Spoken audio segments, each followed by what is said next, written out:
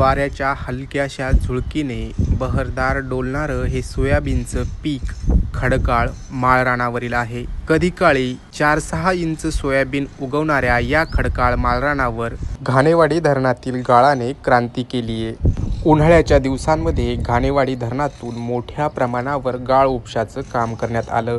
परिसरातील हजारो शेतकऱ्यांनी आपापल्या शेतात गाळ नेऊन टाकला। याचे सकारात्मक परिणाम आता दिसू लागले असून एकरी 2 ते 3 क्विंटल होणारं सोयाबीन आता एकरी 8 ते 10 क्विंटल पर्यंत होण्याचा अंदाज शेतकऱ्यांनी वर्तवलाय। पाहुयात घाणेवाडीतील गाळ शेतात टाकलेल्या एका शेतकऱ्याची अशीच ही कहाणी।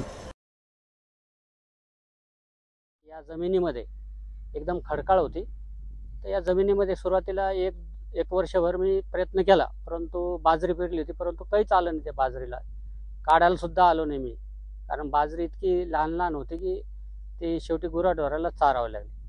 आणि 12ला दुष्काळ पडला, 13-14ला पाण्याचं प्रमाण महाराष्ट्रात कमीच होतं, त्यामुळं सतत ही जमीन पडीतच राहिली 8 ते 10 वर्ष त्याच्यानंतर। आणि त्यानंतर कोविडच्या नंतर 2022ला मी पुन्हा प्रयत्न केला डबल, की आपण चला आपली जमीन आहे, आपण ह्या जमिनीचा आपण काहीतरी फायदा घ्यायला पाहिजे, म्हणून पुन्हा शेती करायला सुरुवात केली।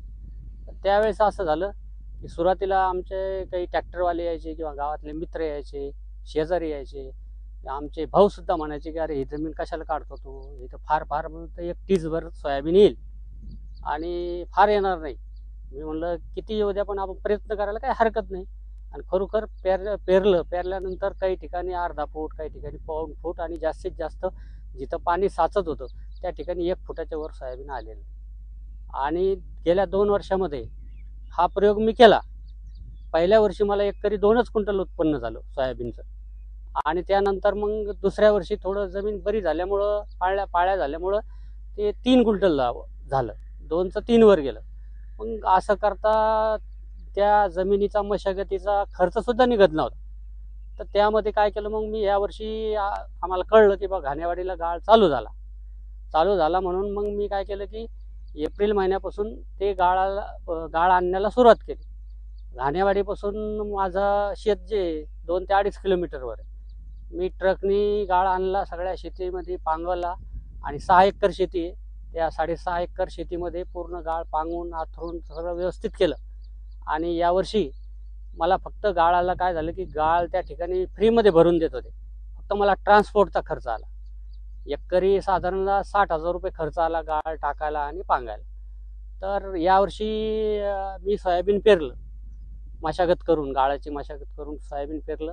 सोयाबीन आता इतकं झालं की आता कमरा इतकं झालं। आज मागच्या शनिवारी रविवारी 8 दिवसापूर्वी एक फवारणी केली वाढ थांबवण्यासाठी, परंतु ती वाढ थांबवणं गेली, म्हणून आता पुन्हा उद्या सुद्धा एक फवारणी करायची वाढ थांबवण्यासाठी, कारण जवळपास कमराच्या वरच पूर्ण शेतामध्ये सोयाबीन आहे।